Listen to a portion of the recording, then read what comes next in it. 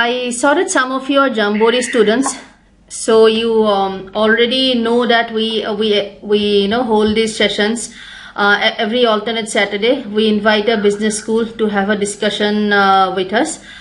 In that series, our series is called Rendezvous with Business Schools. In this series, today we are interacting with Indian School of Business, Hyderabad, ISB. Everybody knows ISB, I'm sure. ISB needs no introduction. From ISB we have got Mr. Vijay Gautam. So Vijay, very welcome to you. Would you like to say a couple of words about your role and your interaction with ISB? Sure.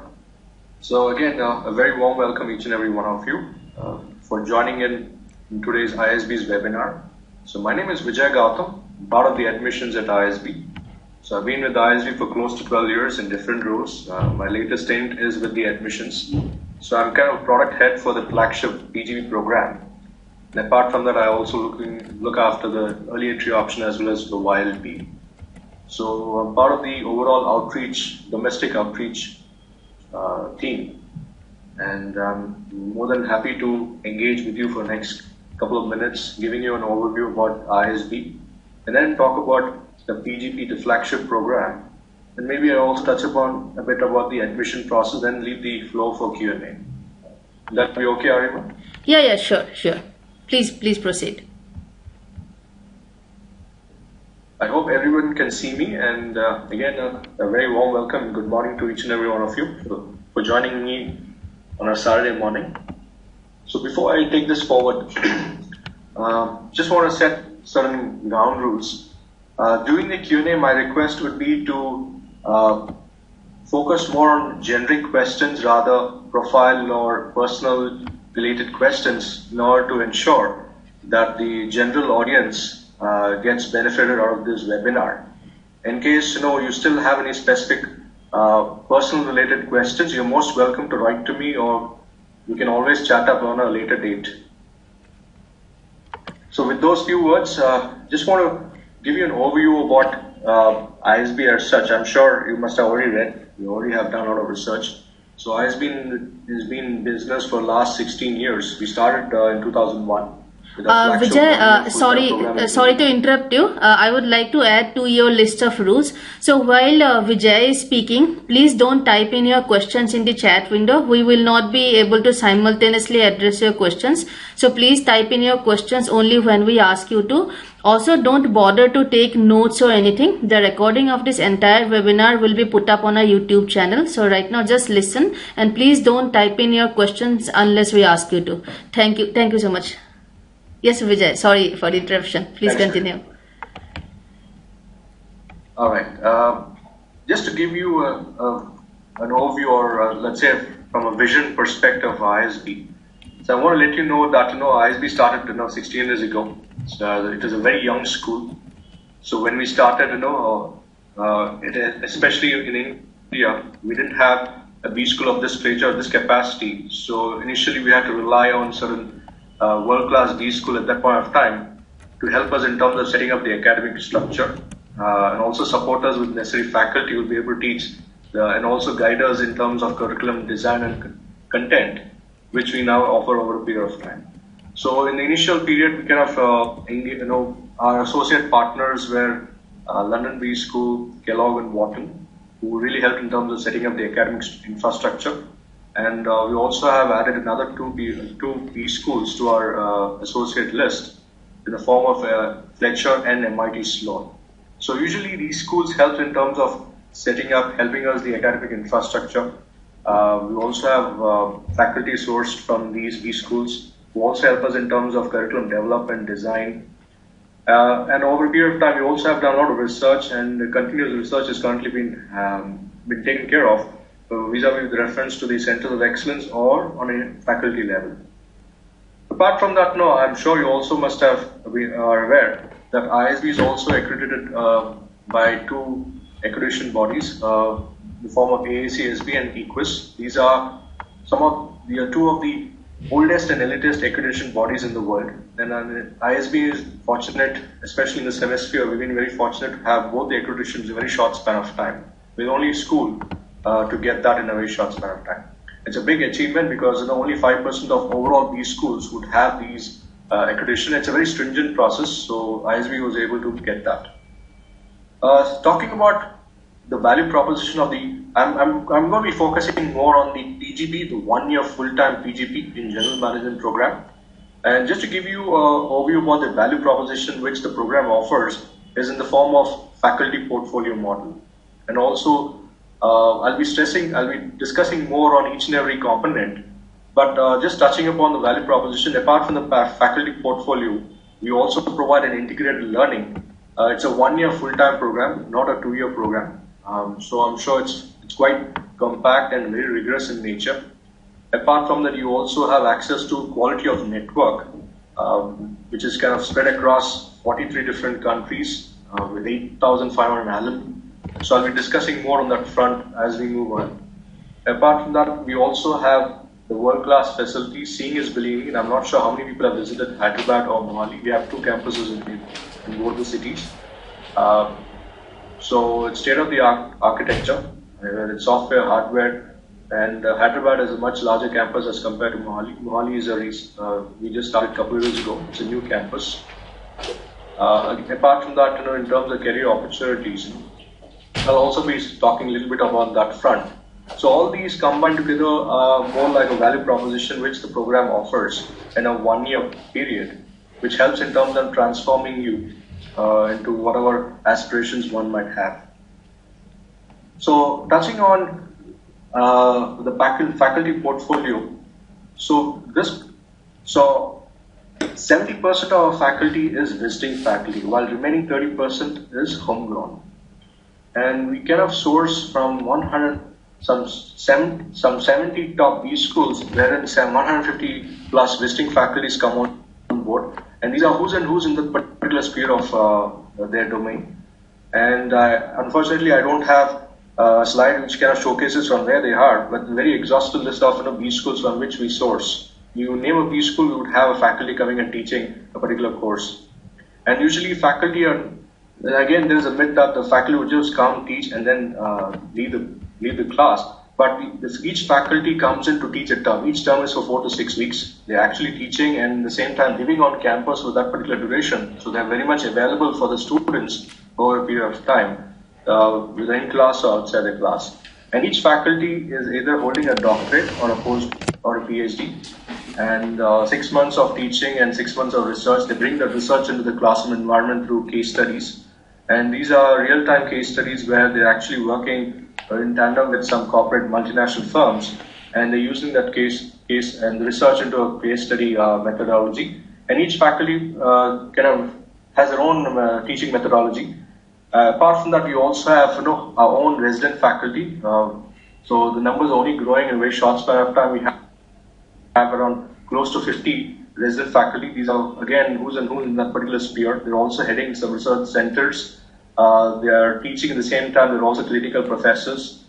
So they also ensure in terms of providing necessary curriculum research over a period of time through centers of excellence, which again gets infused in the curriculum over a period of time. So apart from that, we also have integrated learning. With reference to classroom learning, the entire program, 1-year program, is broken up into 8 full terms. Each term is for 6 weeks.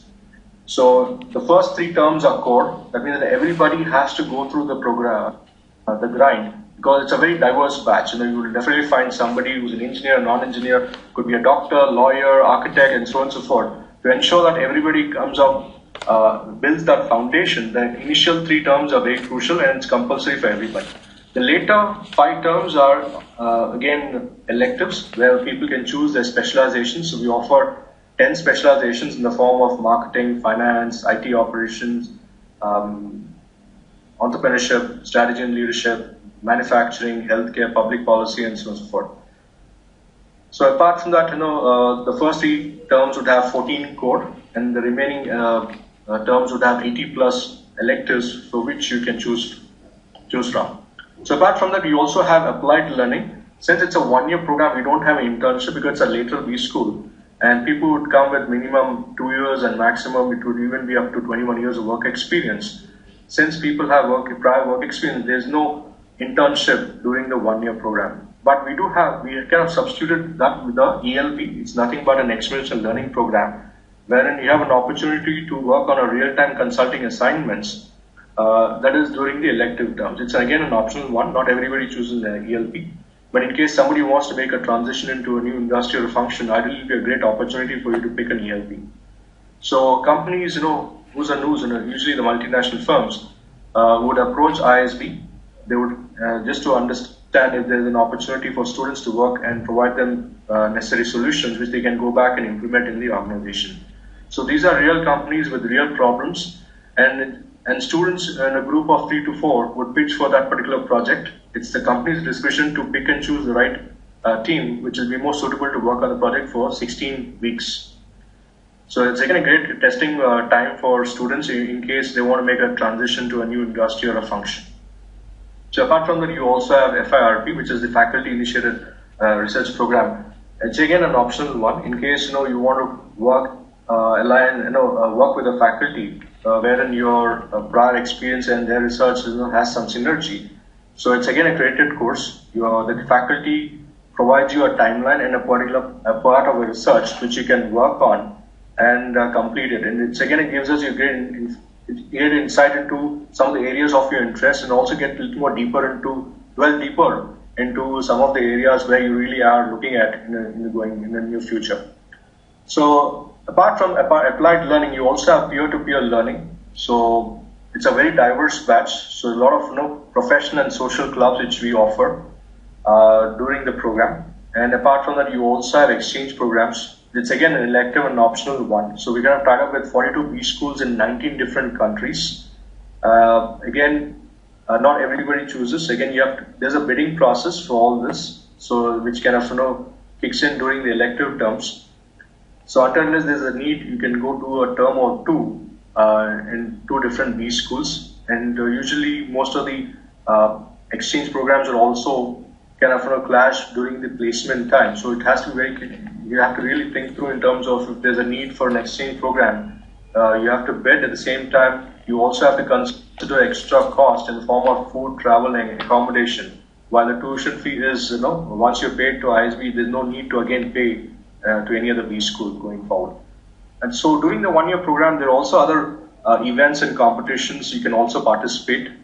Some of the prominent events are like Advaita, ILS, Leadership Program, Jayathon, and Bandhan, and so on and so forth. And most of the information is very much available on our website.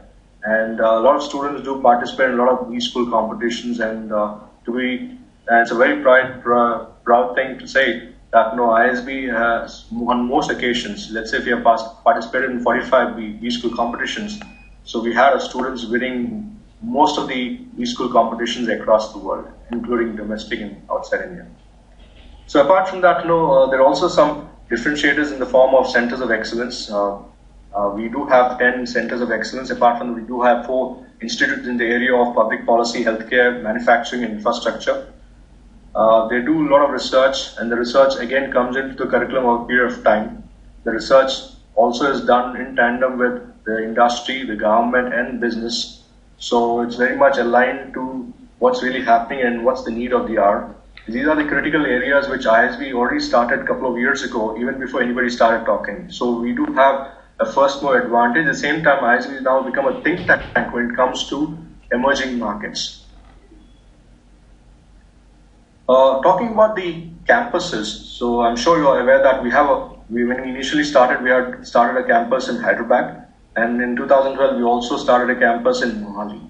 So again, there is a question which arises, especially in the prospects of students, if there is any difference. So we follow in this one philosophy, wherein one school to campus philosophy, where there's absolutely no differentiation or discrimination between either of the campus.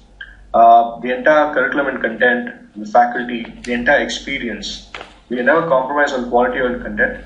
So it's almost the same. Even the application process, the admissions and the placements is also the same, one and the same.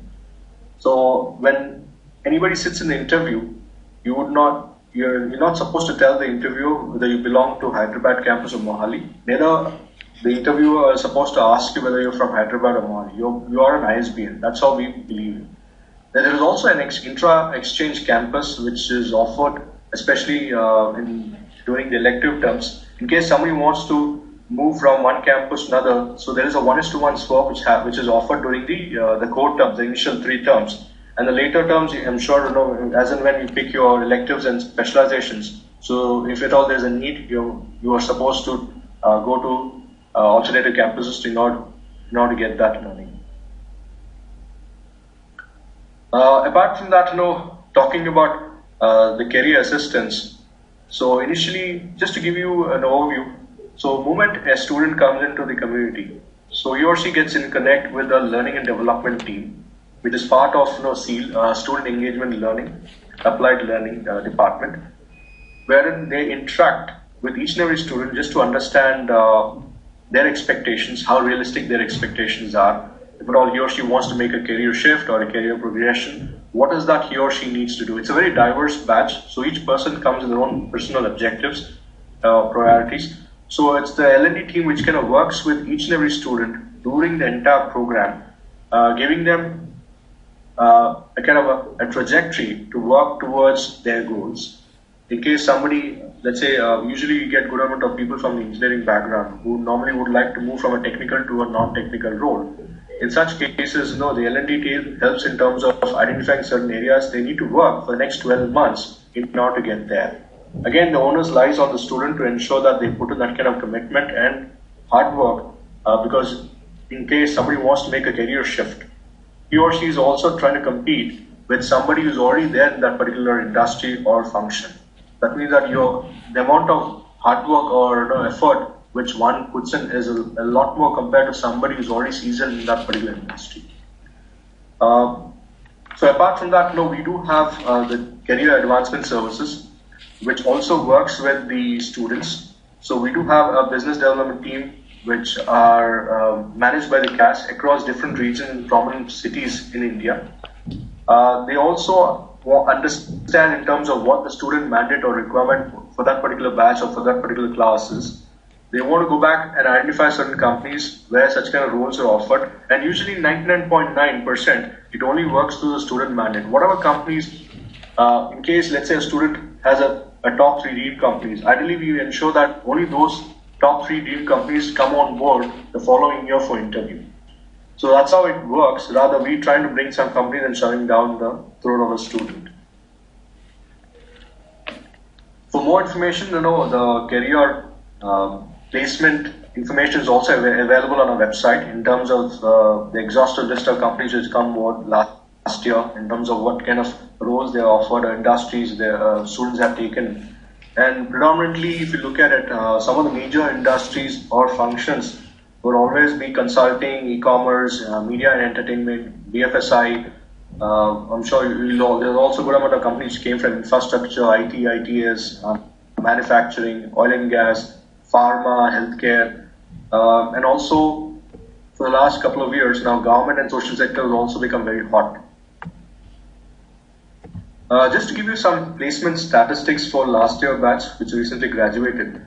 Out of the 903 students, 898 students sat in placements, and we had more than 310 companies who came on board, which gave one of the highest offers over in some time. The total offers were around 1,113. Again, a very high offer offered to students. Last year alone, we saw, as per the FT ranking, last year alone we saw an increase in average outgoing salary versus incoming salary. It was as high as 160%. And we also were ranked among the top 30. We are ranked number 1 among the top 30 FT rank. That's the only FT ranking we participate in, wherein we were ranked number 1 in top 30 FT ranked schools in salary growth. In terms of careers, if you look at the last 3-4 years, it's been very cyclic and inconsistent. The last 3 years, it's been very high in terms of functional industry shift. Last year alone, we had close to 70% of them who made a functional shift, while 70% also made an industry shift. And if you look at people who made both functional industry, that would be around 55%. So normally there are two kinds of people who look at a 1-year full-time program. One who's looking at a career shift, whether it's functional or industry. Another one who's looking at a career progression. So coming to the admission process, so I don't want to take too much time. I want to spend more time on answering questions. So quickly, just to give you a modes of entry. So for those people who are currently having 2+ years of work experience, he or she can apply as a regular candidate. The application portal is already live. In case somebody who's recently graduated, or let's say he or she is falling short of 2 years of work experience as of March 31st, 2018, he or she can apply under the early entry option. The catch is, while the application process is very much similar to a regular candidate, in case you are given an admission offer letter, it will be a deferred admission. It's a conditional offer wherein it states that you have to go back and complete the remaining balance amount of work experience and then come join a following batch or a future batch. Similarly, those who are currently in their undergraduate, either in pre-final or final year of their engineering or non-engineering, he or she can also apply under the Young Leaders Program. It's again a different application process. It's a 3-stage application process. In case you're on the 3rd year, 4th year of the engineering, or 2nd year or 3rd year of your non-engineering, in case somebody is also pursuing the integrated programs, so anywhere, in case somebody is in their 4th or 5th year of the integrated programs, he or she is eligible to apply under the Young Leaders Program. The first stage is very simple. It's you have an essay and you have to upload your resume and submit. Only if you're shortlisted for second stage is when you need to go take your Gmat or GRE. I'm only talking about the Young Leaders Program who is currently studying in their UGs. Third, in case you're shortlisted for third stage, that is when we call you for the interview. It's a one simple round of interview, post which by October 31st each year, you get anybody who applied through for YLP will be able to know whether he or she was shortlisted or rather got an offer letter or rejection. So once you get an offer letter, so it's again a conditional offer wherein you get a deferred admission, and it's a conditional offer wherein you have to go complete 21 months of work experience after you graduate. So during that period, you also get an opportunity to be mentored by an alum or a very senior person from the institution for that particular duration. And during that period, you also have 3 interventions which also happen, wherein each candidate who has made it through YLP has to come on campus for workshops or sitting in some modules which will be very useful for them. And the idea is to make them PGP ready. So that's how these 3 modes of entries are. And normally what we look in a candidate, there's no ideal candidate, but since it's a very diverse pool of people who apply each year, some of the qualities which we seek is in the form of academic credentials, whether it's for people with 2+ years or falling short of 2 years, or even with somebody who's applying through a Young Leaders Program. Academic credentials is crucial just to understand if you will be able to sail through the program very comfortably. It's a 1-year rigorous program, not a 2-year program. Hence, little focus on ACADS. And when I say ACADS, it could be 12th UG.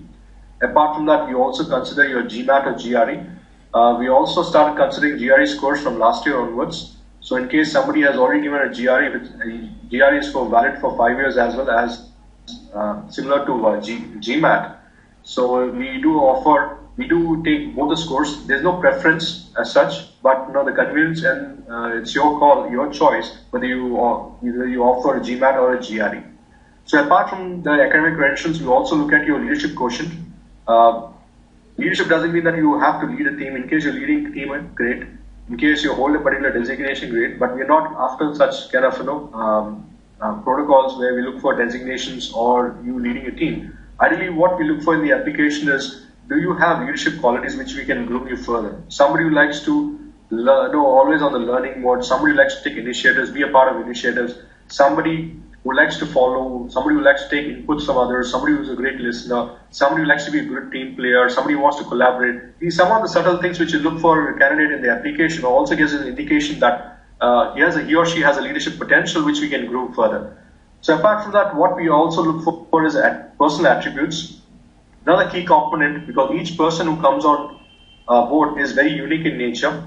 He or she has something to offer in terms of a skill, domain expertise or experience, so which we want to understand further in the form of personal attributes. For example, let's say if you all are part of the same team, same organization, but not two minds think alike. So each mind has something to offer which is very comparative advantage versus your peer. So we want to understand in terms of what value add you bring out the same, whether it's personal or professional, we leave it to you, wherein you are in a position to differentiate that skill or that experience or that perspective compared to others, which will be very valuable for somebody sitting next to you and observing in the class. Broadly, these are the three elements which you look for. But again, coming back to essentials, so whether it's for PG, whether it's whether you're applying as a regular candidate or an early entry option candidate or a YP candidate, the three key essentials would always be that he or she should hold a bachelor's degree in any discipline, should have minimum 2 years of work experience after graduation, along with a GMAT or a GRE score. The entire application process, whether it's for EEO or YLP or a regular candidate, is online, so there's no paperwork required. Predominantly, you'll have to update your academic details, your employment details, and you'll also have 2 essays. I'm not talking about YLP, but if I have to talk about PhD and EEO, you have 2 essays. It's one simple application process. Along with that, you also need 1 recommendation. So ideally, who can be your recommender? Somebody whom you're currently reporting into you, your immediate boss, your current supervisor. In case somebody has worked for multiple organizations in the last couple of years, so even your ex-boss from the current company or ex-boss from the previous company can also be your recommender. And if somebody is currently part of family business or have their own startups or ventures, in that case, we do not consider blood relations or partners, but we do consider your banker, your investor, your chartered accountant, your auditor, your client as a recommender. So the essay, so within the application process, there are 2 essays. Again, the essay 1 talks about uniqueness in terms of what uniqueness you bring onto the table, whether it's personal or professional. Here we're trying to understand in terms of value add, in terms of your critical understanding of certain things, where we feel that that will be something useful for somebody when you're part of the batch, whether it's experience or certain skills or certain qualities, is something which is very subjective from person to person. Apart from that, we also seek career goal, clarity on career goals. So ideally, we want to understand in terms of why you feel there is a need for an MBA at this juncture, how critical that need is, what is that you want to learn, unlearn, and how the entire program or learning will really enhance your career going forward. It's something which you want to introspect and articulate this very clearly in the essay. So touching on the uniqueness factor as well, whether it's personal or professional, the first essay, we also seek somebody, ideally we want to understand your contribution rather companies or organizations or the teams. The single contribution in terms of what you've done, what has been your role, in what capacity, what was your single most contribution, and what was the impact of that contribution, and was there any learning henceforth which you can draw or bring onto the table which will be useful to somebody. It's something which we look for in the essay. So moving on, once you submit your application along with this information, so if in case you're shortlisted for interview, it's 1 simple round of interview. So ideally, the panel constitutes of 2 to 3 members. It would be an alum. The panel could be an alum could be a part of the panel, or it could be somebody from the admissions team. Could be somebody. It could be a faculty. If it's a very seasoned profile, maybe somebody very seasoned from the industry can also be part of the panel. Ideally, what we seek to understand in the interview is what you've written. So whatever you written is very important for us, and that is something which we pick and choose and ask you to highlight more, provide more clarity. In case there is a doubt, we seek more information around that. So make sure that you write your own essays, you write your own application, and you're thorough when you enter into the interview. Talking a little bit about the financing aspects, we kind of tied up with the PGP program. It's tied up with 15 plus empaneled banks. These are private and PSUs in the country.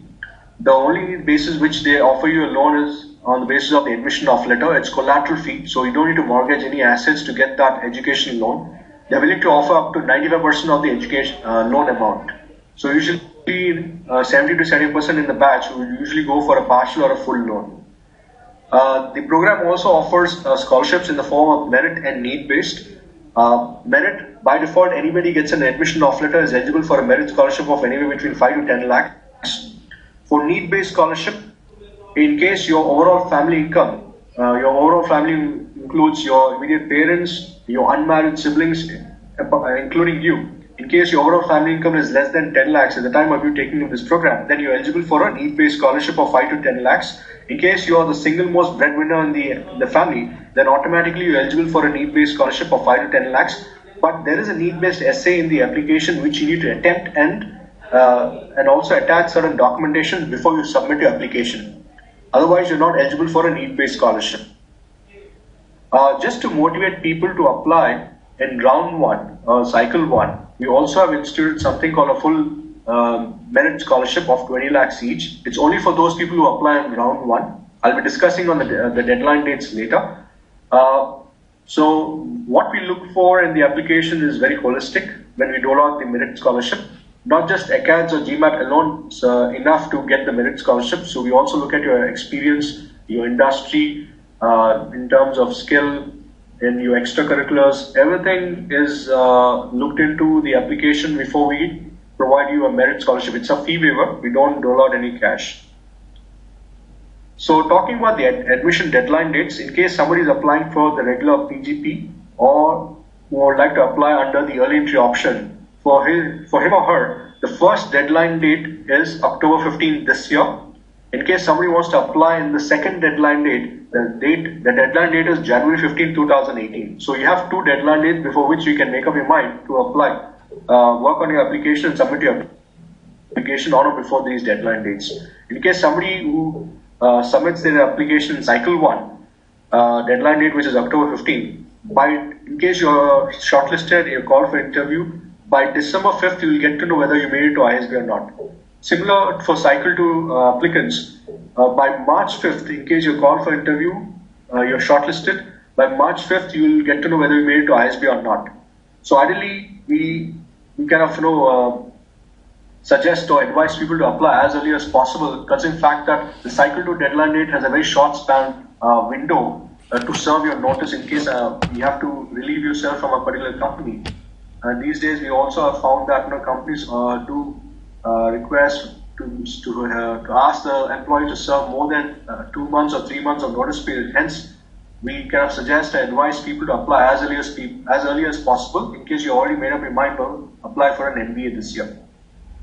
Also talking about the application portal link, it's already live for PGP and early entry option candidates. The application link is apply.isb.edu. You can log in today and go through the application process. In case you have any queries or any clarification, you're most welcome to write to us at pgp@isb.edu, or you can always call us on the numbers available on our website. Ideally, we are available from Monday to Friday, and we always request people, in case you have a doubt, request you to connect to us over the email or the phone to clarify the doubt, rather sit with it, and normally it also screws up your application in case you're not able to clarify that. So apart from that, I kind of covered most of it, but just touching on the Gmat and GRE front, I'm sure there's a question which will always come. Is there a cutoff or a range? So for Gmat, there is a range. Unfortunately, we don't have a cutoff. The range for Gmat is between 600 to 800. The average of that for the last couple of years is 710. Since we started accepting GRE from last year, we do have a range for this year. It starts from 310 to 340. The average 300 to 340. The average of that is 310. So at this point of time, I'm going to leave the floor for Q&As. In case you have any questions, you must feel free to ask me. And keep the question to generic mode so that most of the larger section of the audience also benefits. Right. And Arima, it's over to you. Sure. So I have a couple of questions before we take on students, questions. So how many students do you usually take in the early entry option and in the YLP? It's a good question. So normally we consider 10% of the overall batch. The batch size is 900. So 10% would come from YLP and 10% would come from early entry option over a period of time. They will not immediately join next year, but they'll be joining over a period of time. So each year 10% would come from both the segments. Right. Among the Indian student community, there is this myth, that if you are an engineer now, if you have done some kind of engineering, and if you are a software engineer, then it's like really difficult to get admission if your score is less than 700. So I mean, I know you cannot say yes or no, but still, can you throw some light on this question? Sure. So it's a regular question. Honestly, it's again a myth I want to bust here. Just based on your Gmat or ACADS alone, nobody ever has been offered an admission. And there have been enough cases where people with higher Gmat scores, above 750, have not even been called for interview. And there have been enough cases where people with less than 650 Gmat score have been called for the interview, or also have made it to the batch. I'm talking to somebody from the engineering pool. So it's a very holistic application process, Arima. So each and every aspect of the application is very crucial for us, and based on each and every parameter, there's a rating which is given, and we look at the overall cumulative rating before we can invite the candidate for the interview. So each and every aspect of it is very crucial, whether it's extracurriculars, your essays are very critical. Essays are like your sales pitch to us, help us understand in terms of how much clear you are and as to why you are applying, and what is that you want to learn, what is that you want to draw from the entire experience, and how you're able to contribute, and at the same time, your employment, the quality and quantity of experience, at what level, at what roles, what responsibilities, whether any challenges you faced, whether it's personal or professional, what was the experience and what was the learning. So all of it is very useful and critical for us before we even invite person to the interview. Right. So not just based on your Gmat ACADS alone, people get an invite. Right. And is there something called too much work experience? Because your average is around 5-ish, like most business schools, but we also get students with 11 or 12 years of work experience. So is there something like too many years of work experience for ISB? So there's nothing like we don't have a cap on higher work experience. So in the past, we did have people with 25 years of work experience. We did have people who had retired and then thought that was the best time for them to go in for an MBA because they wanted to make a career shift into the corporate world. So it's very subjective. So we're not biased or against any kind of experience people bring onto the table, but minimum is 2 years. Maximum, we don't have a cap. So it varies from batch to batch. It goes from 2 years to 21 years, 25 years, 14 years. That way, we're not adverse to anybody having higher work experience. The only expectation we expect from people with high work experience is that they are professionally far more matured. That maturity needs to be strongly articulated in the application as to why they need an MBA. In case, let's say, somebody wants to make a career shift into a new function or industry, that needs to be articulated as to why they're seeking that shift at this point of time. Why didn't they have thought about it earlier? Have they done it? Have they even made an attempt? What happened? Right. And are there, again, another challenge is in case somebody wants to make a shift, they have to justify. Because again, nobody with 10, 15 years of work experience would like to start from scratch again. Right. Okay, so here I would like to take a few questions. So there's a question from Prashant. He asks, if I take Gmat in December of 2017 and I am falling short of 1.5 years, I'm not able to understand the question thoroughly. So basically, can he get an admission for 2020? I don't think that's a problem, right? If somebody takes a Gmat in 2017, do you have any preference that you need like fresh Gmat scores? Gmat at a validity of 5 years works, right? Years, that's right. So we consider validity as of March 31st each year. Okay. In case, I think the question would be, in case my validity, I don't know if he or she is taking a Gmat, in case somebody has taken a Gmat, in case your Gmat expires, let's say on December or October 15th, or let's say before January 15th, in that case you have to retake your Gmat because we consider Gmat validity as of March 31st each year. 5 years. If you plan to apply to cycle 1 or cycle 2, make sure that your Gmat expiry date is beyond March 31st, not before that. In case that happens, then you have to retake your Gmat or GRE. Right. Coming back to the question, irrespective whether he or she takes any time this year, and he or she is falling short of, let's say, 2 years of work experience as of March 31st each year, then he or she will be eligible to apply under early entry option.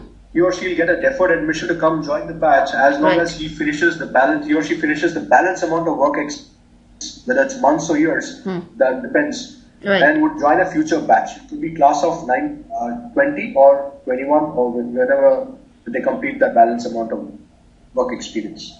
Right. So you also, I mean, ISB has started taking, accepting GRE as well. So is there, so what percentage of your last class, I mean, the previous batch, what percentage of students got admission through their with their GRE scores? Would you have some data around that? I don't have exact data, but I can always pull and share this information so that I can again circulate it to all those people who are currently participating in the webinar today. Right. But since we started last year, I guess the market is still not aware that we have started to consider GRE. Maybe in a year or two, I'm sure we'll have that. We'll have higher numbers, especially those from engineering background. Usually, people with engineering background usually tend to take their GRE while they're still studying. And considering it has a validity of 5 years, I'm sure GRE scores will also start coming in a lot more compared to Gmat.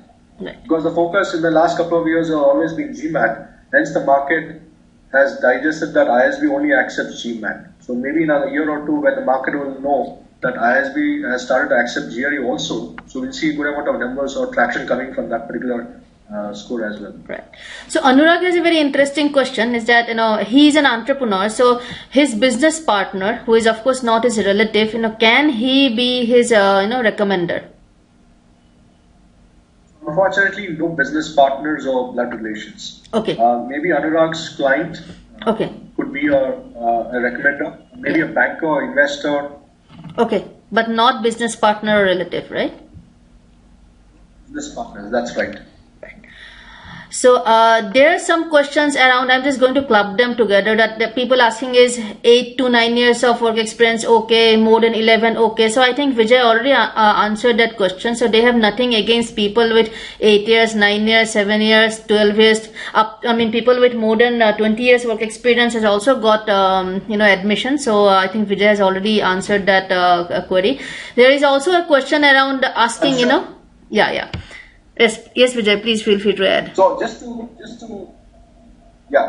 address, just to let them all know that ISB, while we offer a 1-year full-time program in general management, we also have started offering part-time programs and even weekend MBA programs also. So in case somebody, it depends whether they want to take a break from their career, directly have to quit their jobs or take a sabbatical to be a part of the PGP, the flagship 1-year full-time PGP program. In case they can't do that, they also have an option to apply for the PGP Pro, which is the weekend MBA, wherein the experience range which we look or consider is between 5 years and 12 years. In case somebody who's got high work experience and he or she is not able to take a break, then you also have an option to apply to PGP Pro or even PGP Max, wherein we consider people with 10 plus years of work experience. And for the later two programs, we don't consider Gmat or GRE. It's purely based on the profile which we evaluate. So if somebody is doing the bachelor's degree in part-time mode or like through IGNOU, like through correspondence, and they are working simultaneously, so is that work experience counted as full-time work experience, or is it only post-bachelor's portion of the work experience? So you've answered it. Post-bachelor's is when we start considering full-time work experience. So that'll be part-time. Right. So there's somebody who has working and simultaneously with a bachelor's degree and has, let's say, so the person would still need 2 years of work experience after the bachelor's degree, right? Just kind of confirming. So the moment he or she graduates, any experience after graduation is considered full-time. Right. And after graduation, we need 2 years of minimum work experience. Right. Okay. Right. That'll be the full-time work experience. Right. So we get a lot of CAs and they have this articleship, right? So our portion of the articleship that comes after the bachelor's degree, that is also counted as work experience, right? Full-time work experience.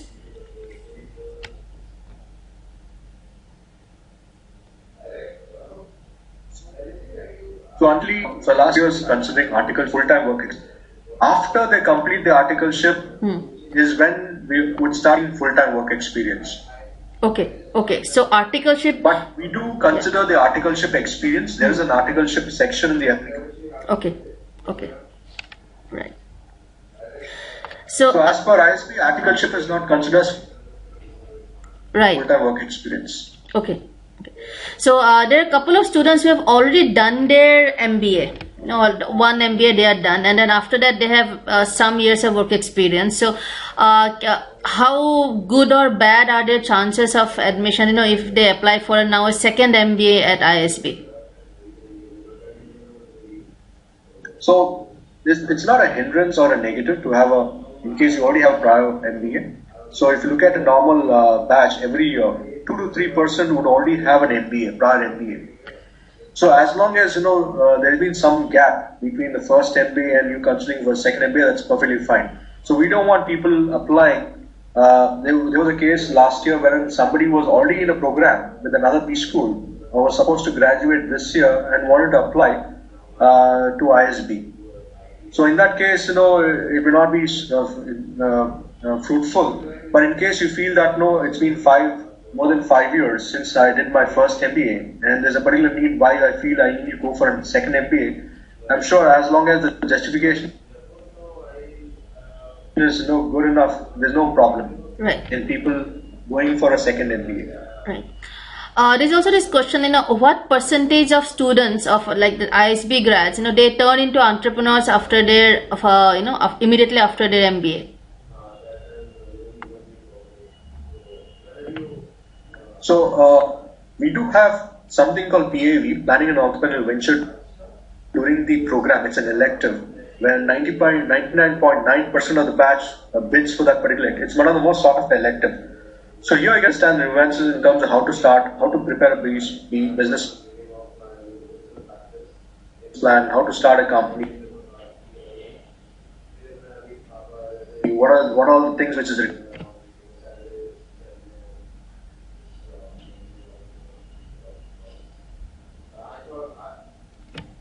required, and the program also gives you an opportunity in case you want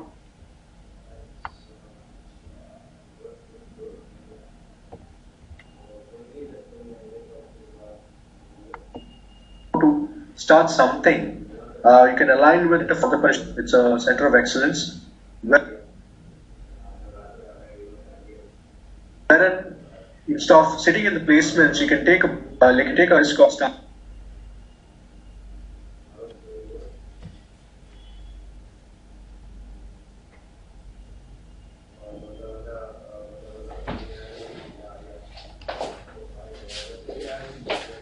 For next one whole year, and the entire project can also be campus. So we would probably necessary structure to handle campus that they can, and usually a good amount of students have to take that opportunity because they want to try and test it up. And a group of people who are very in every always being on the time. So while the case I got back and for next person of looking at start with would all have a ventures, but from there this overall success. Some of them already spent it. Sitting on high valuations, looking at buyouts and sellouts and all that. So in a very short span of time, we have 450 very successful entrepreneurs in the country. I know personally one person who has given employment to 30,000 people in the country.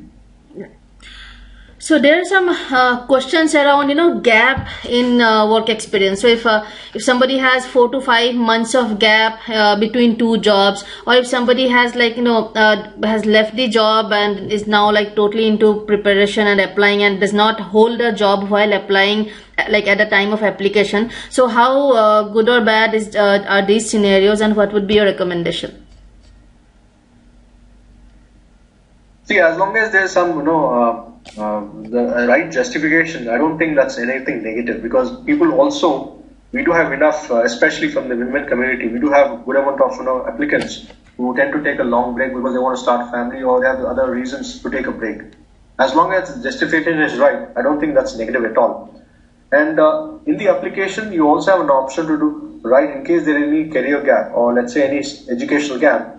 The application also gives an opportunity to come forward and talk about it and explain it. As long as it's genuine, I don't think that should be a problem at all. And a lot of people in the past have applied, have taken a career break let's say they quit the jobs, but we do want to understand in terms of how they're engaging during that particular period. Let's say I've quit my job a year ago, but we do want to understand for the last 12 months, what have you been doing, he or she has been doing, in terms of qualitatively, how have you been engaging with your time, what is that you've been learning, what are you doing, as a part of some other initiatives. It'd be nice to know what they're doing. As long as it's justified, I don't think that should be a problem. So if somebody has just taken, just left the job to prepare for GMAT and apply, how good or bad is that? Will that work? I think that's a negative aspect. Right. Ideally, we suggest people not to quit their jobs because they want to take the GMAT or GRE. But again, it's very subjective. In the past, people have taken that call, and that should not be a hindrance in the application process. Okay. And what about this thing? A lot of people in India, they spend quite a few years of their life, chasing the civil services dream. 3, 4, 5 years. All during that period, all they do is like prepare for civil services. So how does ISB view that kind of gap? That's perfectly fine. We do have enough alums who are civil servants, or rather had prepared for that, and enough gap at that point of time, and that should not be a problem. It's not negative as long as you're able to articulate this in the application, saying that I've got a gap of 2 years, 3 years because whether I was preparing for civil services or JE or anything else. That should not be a problem at all. In terms of taking letters of recommendation, and net what we're looking for in the application. Sorry. So ideally, what we look for in the application is, irrespective you have 2 years of work experience or 10 years of work experience or higher work experience, what was your contribution? And what have you learned from the entire experience, and how can you contribute in the class is what we look for. Whether you've got a gap during that period or not, that should not be a challenge or a hindrance. Right. And there's also a couple of questions about letters of recommendation. So is that if somebody knows a recommender only for about 4, 5, 6, 7 months, so is that okay to take a letter of recommendation from that person? In case somebody, let's say who's currently studying, let's say he or she wants to apply through Young Leaders Program, in that case, your professor or your internship guide can also be your recommender. Ideally, we just need one recommender. And somebody who recently graduated, let's say he's been started to work for the last 1 year, less than a year, in that case, you can always go back to your professor. Because somebody with 4 or 5 months would be in a training, and then another couple of months for him or her to execute whatever he or she has learned. It ideally takes 1 year to assess the candidate. So maybe in case you've started to recently, report into a particular person in your company, ideally go back to your previous company or previous boss, or if you recently graduated, ideally your professor or internship guide will be more apt as your recommender. Okay, so you would recommend that the person should know you around 1 year. At least 1 year and above. Right. So it's close to a year. Ideally, your work should have impacted your immediate boss or immediate supervisor. So in case you worked for at least a year and above, so he or she can be your recommender. Anything less than that, may not ideally be your. In case you have multiple clients and you have multiple interactions with other departments, make sure that you choose a particular person who knows you very well, who will be in a position to provide more insight about you. Right. Somebody where your work would have impacted them. Because there will be a simple questionnaire going to that particular person whom you have suggested he or she as a recommender. Unless until that person knows you, he or she will not be in a position to answer those simple questions. Right. There's also this myth among the student community that if they take a letter of recommendation from an ISB alum, then that carries more weightage. Is that a myth or is that a fact? It's a myth. Unless until you have reported to that particular person, no problem. In case I am currently working under an ISB alum for last year and above, he or she is my reporting boss or supervisor, then I should not be a problem. But we consider it as any recommendation. Right. Just because it's coming from an alum doesn't mean that you get an extra credit. Yeah. So that was my question basically, right. So and if somebody has instead of 24 months by 31st March, if the person has 23 months, 22 months, so any kind of leeway given to that person, or if you're just missing the mark by a few months. See, ideally we expect people to have 24 months as of March in case somebody is falling short by a couple of weeks or months, it's again taken case by case. Ideally, we have never given any admit to somebody less than 24 months. Right. But again, in some cases where the quality of experience is very high, even though he or she he's put in 21 or 22 years, 20 months of experience, but still in terms of quality, in terms of work, it kind of really stands out. Maybe on a call-to-call basis, maybe an admit could have given in the past. But I wouldn't be able to answer that in a very generic mode. Right. Again, on a case-to-case basis only. Right, of course. So in that case, the quality has to be stellar, obviously. Absolutely. Right. There's this question, how do you evaluate non-residents of India who are limited regarding their leadership, experiences or positions because of their visa issues? What percent, usually how many such cases do you get, non-Indian passport holders or Indian passport holders who are currently living outside India? So predominantly, if you look at applicants to ISB, we have a lot of NRIs who normally look at coming back to the country, or let's say trying to understand more about the emerging markets, tend to apply to the flagship one-year program. So we do have enough students who have international exposure, international experience, who apply to the one-year program. So we never come across somebody who had a challenge or vis-a-vis the reference to a visa problem or any challenges and applying to the program, or even making it to the program, or even completing the program. Is there any difference between applying round 1 versus round 2 in terms of admission chances or Gmat requirement or scholarship chances? It's a good question. So ideally, there's no differentiation. It's not an advantage or a disadvantage from a candidate perspective. The only thing is that you get a lot of time in hand. Let's say you get an admission offer letter. You get 3-4 months before you join the batch. So you have enough time to delegate, take care of other crucial things before you join the batch, wherein you don't get time to go back and do those things at a later date. Hence, we suggest people to apply as early as possible. One is if you already made up your mind, because a lot of people, like you said, in the previous question, people who are NRIs tend to come, so they have to relocate along with their family or themselves. That means that, ideally they tend to apply as early as possible. In terms of scholarships, there's absolutely no difference. The partial scholarship applies in both round 1 and round 2. So we give away 5 to 10 lakhs in round 1, 5 to 10 lakhs. In terms of seat allocation also, we don't provide anything more than 50%. 50% is allocated in round 1, 50% is allocated in round 2. Okay. And usually we tend to get, the previous couple of years, we tend to receive a maximum amount of applications in round 2. Okay. And usually that's always a challenge because the round 1 is always, where less number of people apply, but at least the last 1-2 years that number has become very balanced. Okay, right. So having said that, that should not be it's not an advantage or a disadvantage. It's purely the individual's convenience or call as to when he or she applies. So our suggestion or advice is always to apply when you're ready, when you feel that this is the best time to apply, you have a very strong profile, have a best foot, wherein even if I apply, I at least get an interview call, is when you apply. Right. Doesn't matter what kind of... Right. Go ahead. Yeah. There are a lot of questions a lot of students asking, what percentage weightage do you give to the Gmat score, academic, work experience? I don't think you are going to reveal it on the public forum, but they just want to know what's the weightage of work ex. In fact, sure. So I've already reiterated that it's a very holistic application process. If at all that was the scenario, I would rather just make my life very easy by just having a cutoff, whether it's ACADS or Gmat. Like similar to other B schools in India, makes everyone's life easy. But that's not the case, or that's not the intent of having a holistic application process.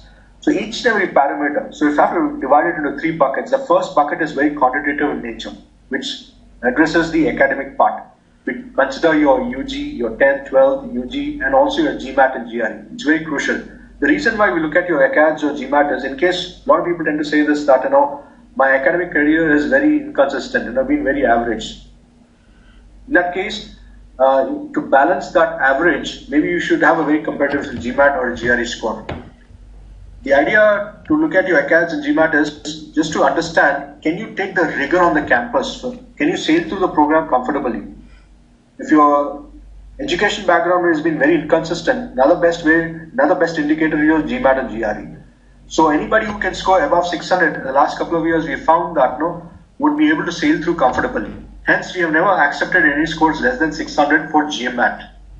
For GRE, we started last year onwards, so we didn't hire anybody less than 300. So the range has been 300 to 340. The average is 310. Right. Hence, that's one of the quantitative bucket.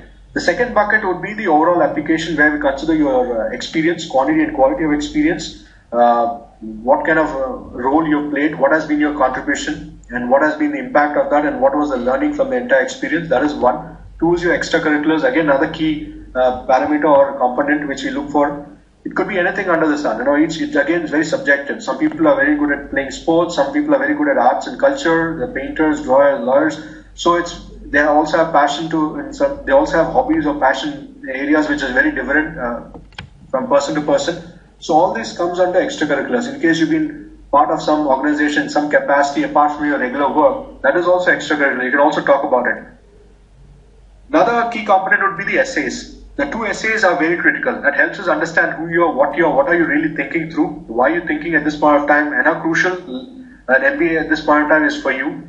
And have you really thought through it? Have you really done homework? And what is your personality type? What kind of person are you? Again, we look at your values and integrity system in there. So everything gets covered in the essays and the application. So this is the second part. The third part would be interview. All three parts together is very critical in order to give you an admission offer letter. Not one particular part just suffices in getting that admission offer letter. Right. And during those three buckets, there are multiple parameters against which you get a rating. Right. And then we look at the cumulative score. That kind of gives us an indication whether we can give you an offer or not. There are some questions around the scholarship, the need-based scholarship. So somebody asking, my family income is less than 10 lakhs. What are the supportive documents required to apply? And when should the scholarship application go in? Is it like after getting the admission or along with the admission process? So, question.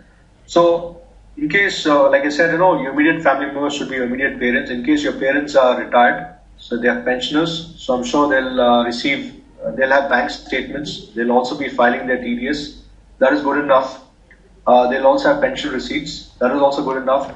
In case your any siblings let's say they're also working, so maybe their TDS certificates is also good enough. Bank statements, TDS certificates, or let's say their pay slips are also good enough, along with yours, along with the candidates. So that is one aspect.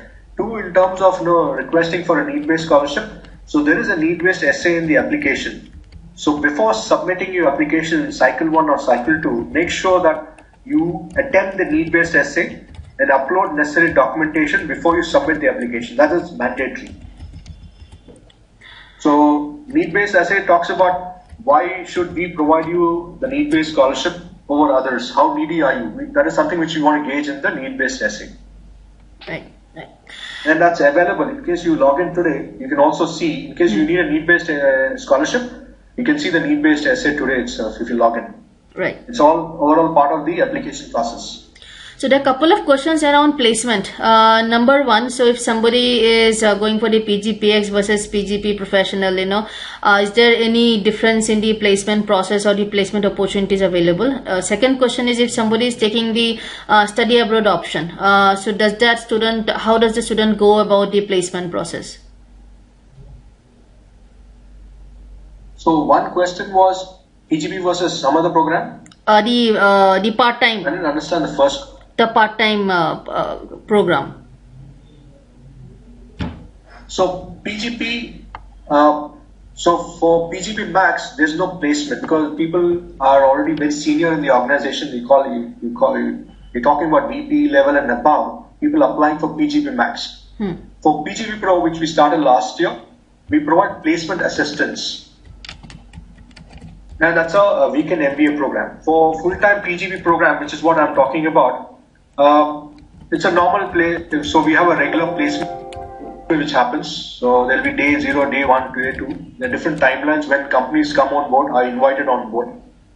And during that particular period, let's say somebody wants to do an exchange program. So obviously, again, in case somebody wants to sit in that particular interview, it's a discretion of the company whether he or she will be interested in doing a VC, a chat, or they want the candidate to come have an interview face to face, or maybe they'll be in a position to postpone the interview to a later date as and when he or she comes, or in certain matters they have to let go, whether they can fly in, take the interview, or they have to just continue doing their exchange programs. And usually some of the interviews also happen during exchange program, because the exchange program normally kicks in during October time. That is when usually the placement season also starts. So it's again, it depends on the candidate. It's the call of the candidate whether you want to go for an exchange program or you want to stay back and sit in the placements. Right. Also, is there any email ID or somewhere where people, I see a lot of profile specific questions. So is there any email ID where they can, send in their queries? So I'm just typing that email ID. It's pgp@isb.edu. So that they can write to us with all the queries they have. Any clarifications, they have any further queries which they missed talking about it today. They're mostly, in case anybody currently studying the UG, he or she can write to ylp@isb.edu. For those people who plan to apply under Young Leaders Program. Right. And the Young Leaders Program's deadline date is March 25th next year. That's the first stage deadline date. So basically, those of you who are still in college, all those guys who are planning to apply under PGP. Right. So those for those people who are still in college. Yeah. That is. You can write to us at ylp@isb.edu. Right. Okay, so and I see a lot of questions from Deepak Kohli, then there's Sri Jani. So you guys have very profile specific questions. So we are not taking too many profile specific questions here, because we are trying to address more general information that would help everybody. So for your very profile specific questions, please write to pgp@isb.edu. If you are still in college, if you are still a student, then your email should be sent to ylp@isb.edu. Right? Everybody, please note the email IDs. Both of us have typed out the email ID, so you can see those. There are also some questions around what application related questions. What all documents are required for work, etc. All that information is very clearly available at the on the website, apply.isb.edu. You will see all of that. Website. Right. When they log in today, all that information is also very clearly available on the application portal itself. And just to, I think somewhere I missed it, talking about reapplicants. From this year onwards, there's no reapplicant essay in the application process. So any reapplicants who plan to reapply, they don't need to attempt the reapplicant essay. And plus, we'll be looking at them with a fresh perspective going forward. Right. And just for there are a few students asking that if you get a if you get a rejection in round 1, can you apply in round 2? The answer is no. You apply next year if you are still interested. Yes. Yeah, absolutely right. Yes. And there are also absolutely right. So you can only apply either in round 1 or round 2 in a cycle year. Yep. So we'll just take one more question. So we are running out of time. We'll just take one more question. So I see one question which says, how does ISB look at international experience from an emerging market? So I'll let Vijay take that. In the meantime, we'll take one more question. So please type your question. One last question. So it's very subjective. Interaction. Again, the question is very broad. It would be nice to understand a little further in terms of where he or she is coming from. Otherwise, it depends on the company to company. As a school, as a admission personnel, we always we kind of, from an international exposure point of view, what we look for is not in terms of you working in a particular location with a particular company, but in terms of what you can draw from that experience, whether culturally, traditionally, trade practices, international practices, law, anything which you feel that I've got something different, which sitting in, let's say, in some part of the world, gaining that experience. If I can draw that insight and provide it to the class, that'll be great. Same thing, if you can articulate that, will be nice. Rather just stating that I've worked in XYZ place, XYZ company in such a location. that will not be of any use to us unless you provide more substance in terms of how that international exposure can really benefit somebody in the class. These are the reference to experience, your perspective, your knowledge, depth about that particular area will be very insightful. Right. So the Shashank's question is, what percentage of students? From an emerging markets contest, Yeah. I'm sure. Yeah. No, please continue. From an emerging markets concept, I'm sure. So I think somewhere I get a hint that, in case I've got internet exposure, how would some company in India would look at that? How emerging markets look at it? In case it's very relevant to what they're currently doing, I'm sure will be the most sought after person. And they also value in case you worked in some of the developed markets, I'm sure that work will also be very valuable if at all there are some synergies to current roles which you apply to in those companies in the emerging markets area. Right. Shashank's question is, what's the percentage of students that get placed in companies outside India? So I think that information is also available on the website. I don't have clear information. It's a cash-related question. Yeah. It's data. But you can write to us, we'll get that information. Because predominantly, if you look at the overall international, there were companies who came from 8 different countries, predominantly from Africa. If you look at the international placement these days, companies are more looking towards the East, the emerging markets, rather trying to place or look for candidates to place in their European markets or American markets. Those days are over. Now these days you will find a lot of opportunities in Pan-Asia, Pacific, Africa, Latin America. But again, the onus lies on the candidate whether he or she is very open to such kind of opportunities. Right. So. And Middle East is also another big area where predominantly people get absorbed each year. And from an international placement point of view, if you look at last year or year before, we had around 70 to 80 companies coming on board, or rather 50 to 60 companies coming on board, giving 70 to 84 offers for students. I think that information is also available on our website. Right.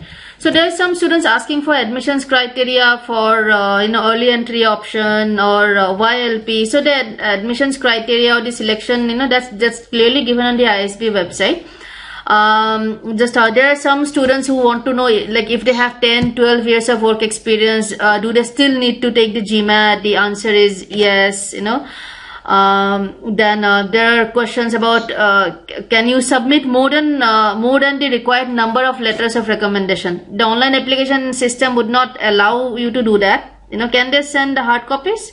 So it's only one. Only one. So right. No, unfortunately no. So right. The only way we take recommendation is online. So we only have option for one. So all they have to do is provide name, email ID, official email ID of that person whom he or she considers as a recommender. That's it. That's all they have to do. Right. So any last... And ensure that your recommender also is informed. And also ensure that your recommender is also informed that ISB with a simple questionnaire, and they can add pgp at isb.edu or ylp at isb.edu in their address book, so that they don't get into spam or there's no bounce rate, in order to mitigate that. So just parting, if somebody is applying for the YLP or the early entry option, so what should they focus their application on? How do they maximize their chances of getting admission? Then next is, if somebody is applying for the PGP program, so what should they make their application about? How can they maximize their chances of admission? It's basically 2 questions. Sure. So from a YLP and EU angle, there's no focus on experience. There'll be more focus on academic credentials and extracurriculars. That's where they should be really focusing on. When ACADS said, your UG, your 12th year and UG, at the same time your GMAT or GRE, and extracurriculars, anything which you're currently doing in your college days, you have done in college days, you're currently doing in your college days, or any other initiatives you're part of, any interest or any passion or any hobbies which you're really driving it further, you want to talk about it, most welcome to do so, and then the extracurriculars.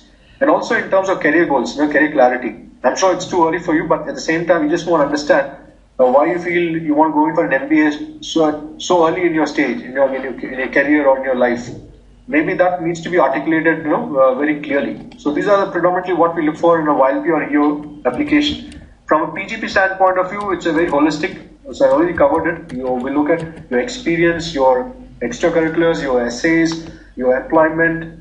So within employment, I gave you as to what we look for within that experience. Apart from that, we also consider your ACADS and your Gmat and GRE. So everything is very crucial for PGP.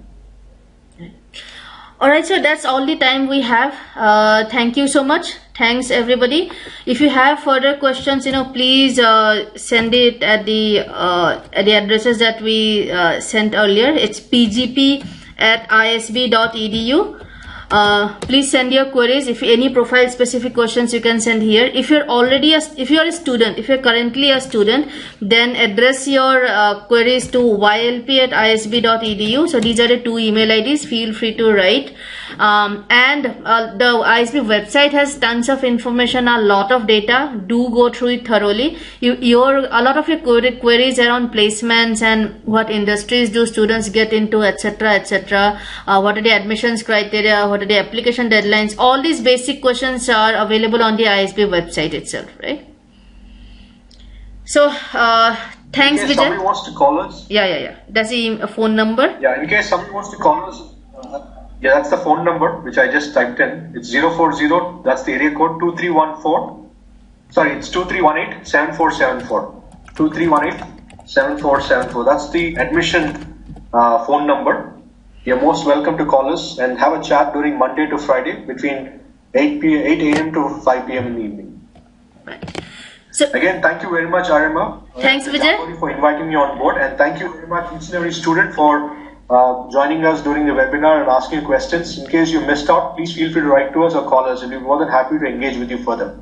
Thanks, Vijay. You again, and wishing you a very wonderful day and a wonderful weekend going forward. Yep, thanks, Vijay. Thanks for doing this for us on a weekend. I know it's your off day, so thanks for us, and have a great weekend too. We'll probably try to catch up again pretty closer to the second deadline, so that students can have some more specific assistance. We'll set that up. We'll try to set that up. Once again, thanks a lot. I on behalf of Jamboree, thank you.